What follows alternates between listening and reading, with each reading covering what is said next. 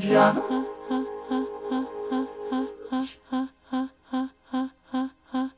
Oh, Mom and Dad. Mom and Dad.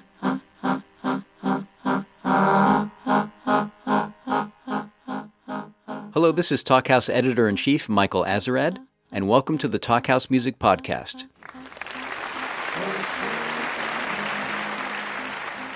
The iconic multimedia artist Laurie Anderson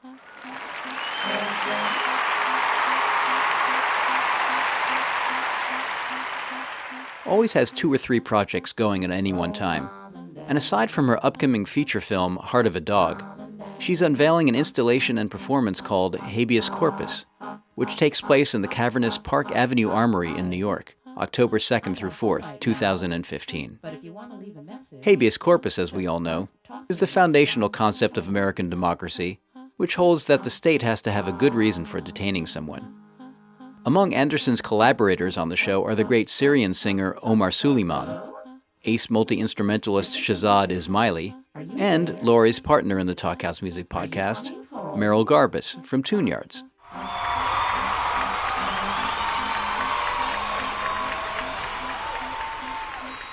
Merrill and Laurie actually met through a Talkhouse Music Podcast, and you can hear them hit it off in the course of that conversation. In fact, they hit it off so well that Laurie invited Merrill to develop a musical piece with her for Habeas Corpus. So on the occasion of their collaboration, we brought them both back for another chat. They spoke mostly about the show, but when you get 2 such brilliant, interesting people, the conversation is going to go to some fascinating places, and it sure did. So here we go, Laurie Anderson and Merrill Garbus from Tune Yards on the Talkhouse Music Podcast. Hi, Let's Laurie. get right into it. Hi, Merrill. How are you? Fine. How are you? Oh, How are you? Good. Where are you? I am in Champaign-Urbana, Illinois. Oh, God, my home state. Really? Yeah. And Whoa. I just realized, having to do with habeas corpus, that I had seen, like at a state fair, probably something like a state fair, one of those animatronic Lincolns with a projection onto his head, and his beard was moving, going up and down, bobbing up and down. I realized that's where I got this idea for like talking statues. No way. Yeah. And I think it was some kind of like it must have been like a state fair. The other possibility that I thought maybe would have been something like the Smithsonian, but I checked into their sort of history, and they never had an animatronic talking Lincoln puppet that they can remember. Yeah. Well, I'm bringing the cornfields and the state fairs back to this project then. Oh, that's good. You and David Foster Wallace. So that brings me to a question, which is what was the first animatronic statue is this the first working one, or have there been others? I started doing this in 76 was the first little statue I made.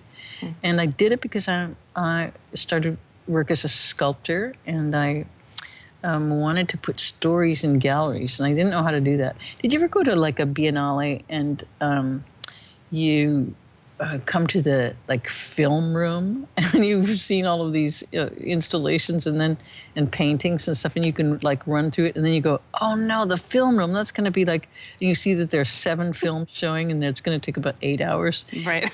And the benches are really uncomfortable, and the screen is crappy, and then you realize, it's a very bad place to show something narrative. So definitely. I thought if I can make little talking statues, it's going to be cool. I can just put them down on the floor, and then there's going to be this like massive scale difference. So you'd look down at this 4 foot tall little person telling you a story. Yeah. And it was also about point of view. So the first one I did was called At the Shrinks. And it was like a little clay figure, and it was in the corner of this gallery. So you walk into a huge, what seems empty room, and you see this little person talking and telling the story. And the story goes like this. I spent some time seeing a psychiatrist, and I would get to her office early every morning, and she had her office set up so that she was sitting in a corner, and on one side of her was a window and the other was a mirror. And I looked at the mirror a lot as I'm facing her. And one of the things that I noticed about the mirror was that on Monday it was perfectly clear, and by Friday it was covered with these lip marks. I thought, what's greasy kind of lip marks? And just in passing one day, I was saying, like talking about various processes and how things happen, and you don't know why they happen, and then pretty soon they happen consistently, and then you start depending on this random thing happening, and you really, it has to happen, and otherwise, if it doesn't, it's like something's wrong with the world. Anyway, I said, it's like the lip marks that appear in your mirror and then are gone on Friday. And she turned around and she said, what lip marks? She couldn't see them.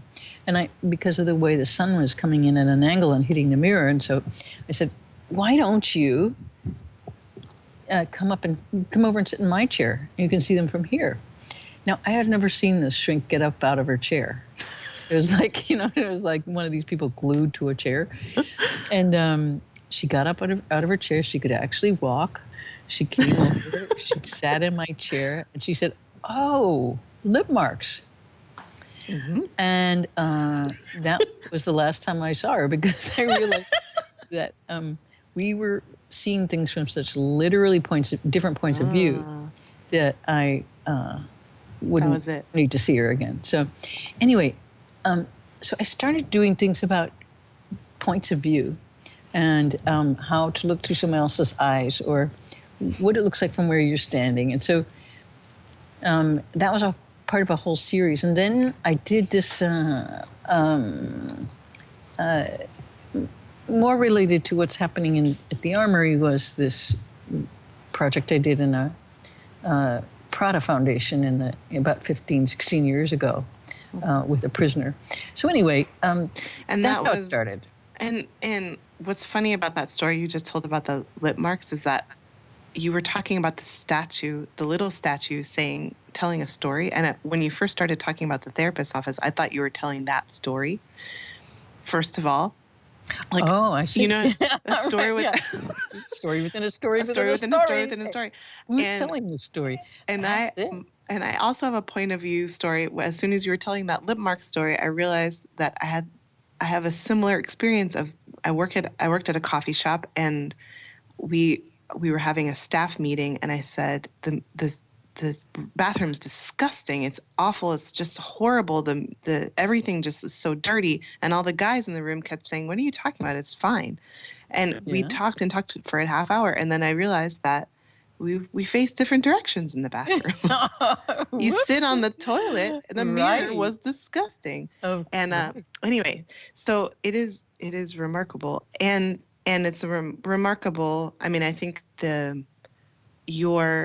your ability, because I've seen you perform several times and watched, things that you have done and seen videos and listened to your music. And it's remarkable how the lines blur between Laurie Anderson talking and then Laurie Anderson talking for someone else. I mean, it kind of doesn't matter at a certain point who are you and why, exactly. And who do we care about? Why do we care about it? I feel invested in whatever story you're telling, no matter where it's coming from, I guess. Yeah, it's I think I'm really intensely interested in what you're saying, because it's about how empathy works. Mm-hmm. And you just kind of go, oh, well, I'll identify with that story to some extent, mm-hmm. And so then you do, and so when you get a chance to kind of do switching points of view, things can start getting really interesting, mm-hmm. But mostly, when you do a song or a film or something, there's a kind of consistent narrator in a lot of ways. Mm-hmm. And so you identify with the I in that song. Now you have a really interesting way of using you in a song. Do you want to talk about how that works in your songs? Me, Merrill Garbus, or me, the narrator of some sort. Any way you want to say it. Any you want to speak for or to or from? Well, I also have, I mean, it was really inspiring to read your New Yorker piece because you mentioned something in the very beginning of it, of this idea that if you dabble, I don't want to say dabble, you don't dabble, you. Oh, I do. Come on. Well, I also dabble. And if you pull from different art forms, then you don't get what you call the art police don't come. Right, the art police don't say, hey, you can't, get back into your music box or whatever it is. I feel very much in a music box, in which I've been very grateful to be in this music box. I love being identified as a musician. I love being lauded as a musician. But there are these things that get tricky because, like you say, there are plenty of my songs where I am not, when I start saying the word I am not Merrill Garbus. I am some other character perspective. And I think generally in pop music, people aren't used to that there's a sense that when I'm talking about my heartache, I met, you don't love me anymore or whatever, that is generally thought to be the perspective of the singer or not too far off, Yeah. But we did the Celebrate Brooklyn show and I sang a song of ours called Left Behind. And there's, I come from a theater background where you get on stage and you become a character. Yeah, it's called writing. Right. It's called right. Performing and acting and all that stuff. Yeah. But when Merrill Garbus comes up there and she says the words like, this place has really changed its ways. Luckily, there's only really rich folks living here. Remember what he used to do to me? Remember, and then we said we wouldn't let them take our soil. And those words, like that line alone, we said we wouldn't let them take our soil, has meant so many things through these 2 years that we've been touring with that song. Right. I sang it when Israel was bombing Palestine, and that meant something very different. Right. And, we see gentrification in cities across the planet when we tour, and I think it reflects that. But never am I thinking Merrill Garbus said, "Hey, we said we wouldn't let them take our soil." It's always food for thought, I guess. But saying that in Brooklyn, I got some people who had never seen us before saying, like, who does she think she is? Oh, please. Yeah. Really? Yeah. Okay. I know. That's really kind of. That's kind of what, I guess that's the shit I thought I would be starting in a way, Like, why is this white girl from Connecticut saying this? Who is she? Right. So anyway, I love to play with those things, but I don't think that people, especially in the music world, are they don't really know how to take that all the time. Oh, I think they do know how to take it. They just figure that I is you. That the person who's saying that stuff in the songs is what you think, because you're using I in the songs as a structure, and that's that's just pretty simple. They don't think beyond that, I don't think. But it's interesting though that with that the soil thing, because as soon as you use words like that, it's like so controversial. U.S. soil, whatever, And I just been realizing since a couple of days ago, or maybe yesterday, when Omar said, "Can we donate some of the money for the armory shows to the Syrians?" And I was like, wow, how much this thing is about borders and about transgressing borders, and how much of a big question thing that is right now. And I just love it when smaller or medium-sized questions get caught up into really big questions, the ones that people don't even talk about, like the big things, that assumptions and stories that people live by. So this is a pile of stories on a lot of levels. One is the stories of interrogating a person, and having a so-called conversation that's really that. And another story is the bigger stories of that rule the world, like the assumption right now that it's just going to get warmer and warmer and hotter, and then we're going to all drown. And it's like, so the story of climate or the story of immigration. And once something like this hooks into a bigger story, like your U.S. soil did in Brooklyn, it becomes very interesting, because then the song or the whatever it is, the film or whatever you're making, has a lot of really interesting resonance for people, and they kind of go, oh, that's really about my life, Right. And that's fantastic. I think so too. Yeah. It's really great. But and that's what I think art is. I mean, that's why I want to be an artist. With all of the trappings of that word, it's because it's only through art that there is any reflection on truth. And I never think that art is truth, but art can, as you, with your perspective example, the mirror can become, the mirror gets angled at all these different points of perspective, so that at least I have a chance at seeing some truth in there. Yeah. I think journalism can get at truth too. I think really good journalism is about things the way they are, not the way they could be or they should be, and they that as long as they avoid the punchline, artists we get to use the punchline. Right. But journalists, I don't know, when they do, it's like usually the easy way out. So yeah, and they do. I mean, I they do. But I guess it's the same as good. There's good art, there's good journalism. Yeah. Did you? Speaking of journalism, because I know that you wrote, that it was an essay that you wrote for the New Yorker, but I have witnessed you kind of struggling with how to speak about this project to the public. Yeah. And it's true. It's hard. Yeah. It's really hard. And I just want to say that I really think that you did such an amazing job with that piece, because you put it all in there. You put all of your uncertainties in there, which I think is a great way to handle that situation. I wouldn't say I put all of my uncertainties in there. I've got quite a few in reserve.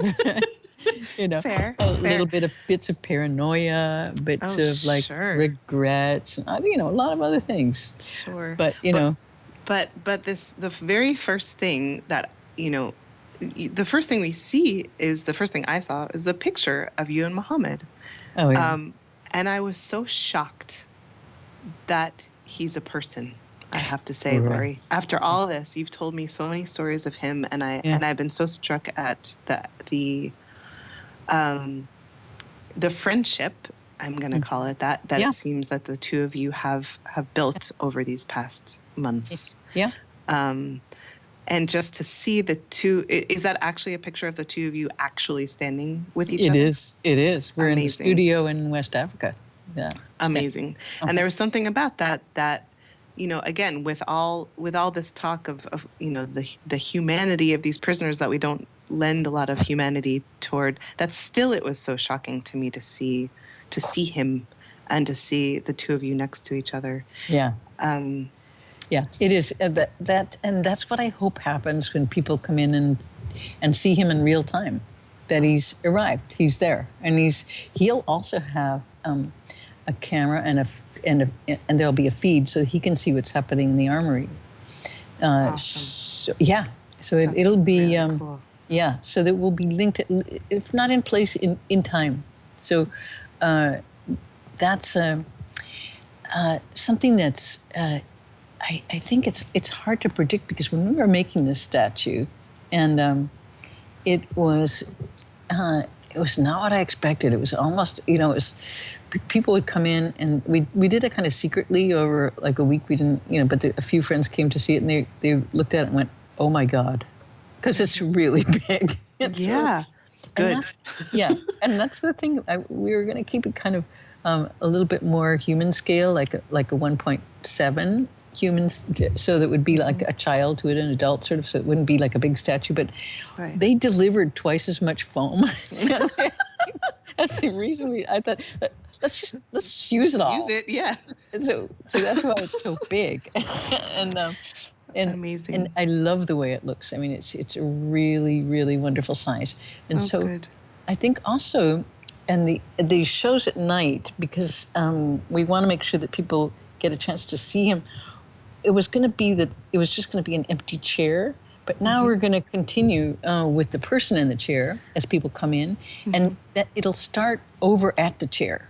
So maybe you and I could do something over there. That would be great, yeah. And then we move over to the stage with the drones, something like that. I'm going to be looking at that this weekend, and then I'll just send a couple of ideas. When do you actually get here? When I get there Wednesday. Fantastic. Okay, great. Yeah. So by then I'll have tried out a few things, and we can talk about how we'll do it. But can I ask you a question about I have so many questions, and I could talk to you forever. But the idea of talking to prisoners. I mean, dealing with prison as an institution. Did that start with this Austria project? Yes, it did. Yeah. And why prison? What was the? I mean, I know of many reasons I can think of, but why specifically? Well, specifically because it was a way to look at time, and also I was in this little town, and I was supposed to do a big sound installation in this 13th century church, and it wasn't working. And 3 days went by, and they said, "What's your idea for the installation?" It was one of these really reverberant spaces, and I wasn't into I couldn't handle reverb. I couldn't really, figure it out. And so I climbed up to this bell tower, and that's when I looked over and saw the maximum security prison in the middle of this little otherwise perfect little town. I was like, this is so crazy. The guys there standing in the guard tower, and I'm in the bell tower, and I'm thinking, okay, what are these towers about?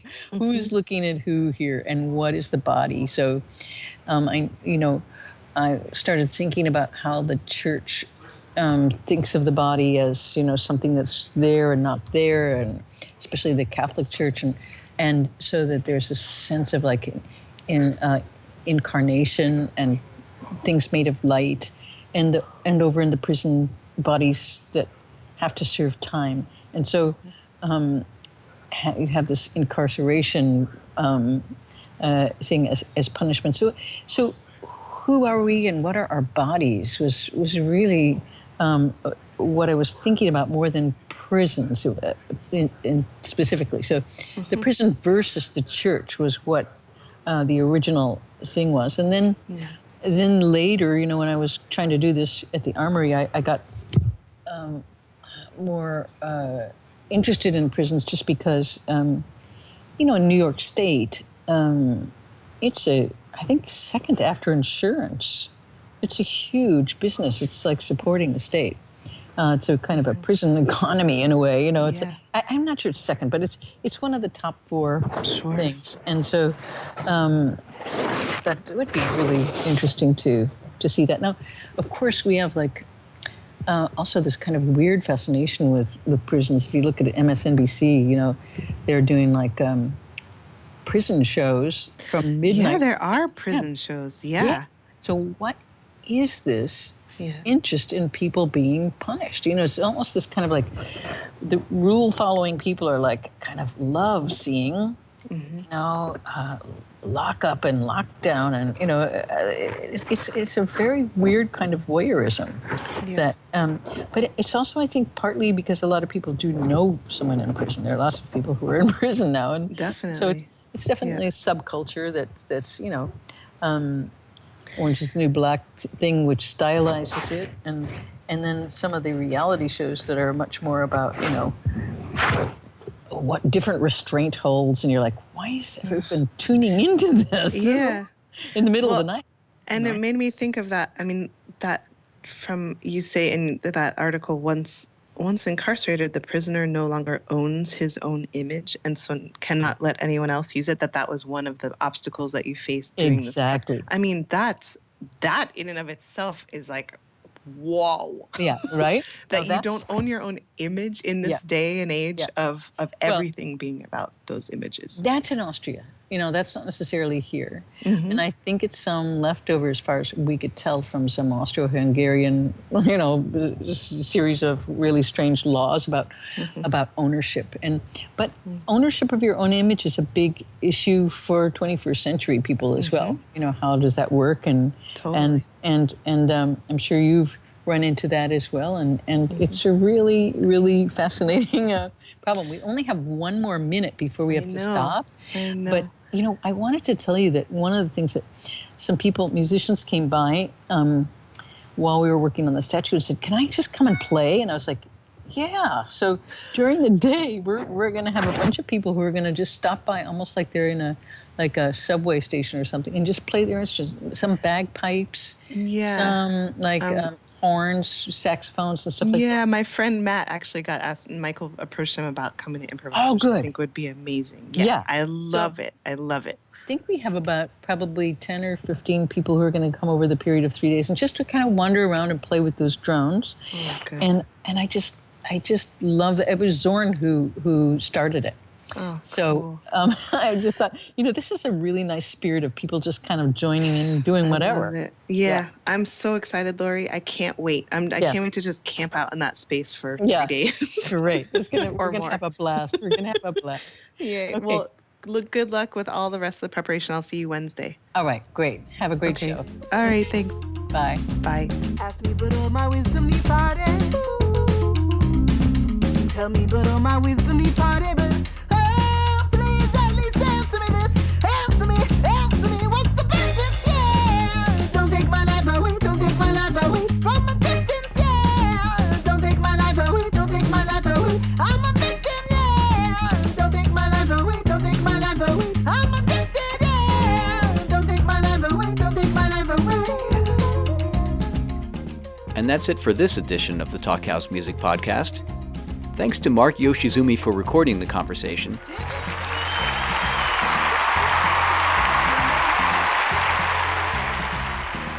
And to our producer-engineer, Elia Einhorn, for turning it into a podcast.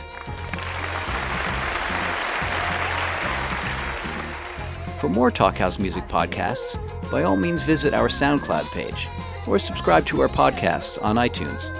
And to read smart, notable musicians, including Laurie Anderson and Merrill Garbus, writing about new music, please do visit thetalkhouse.com/music.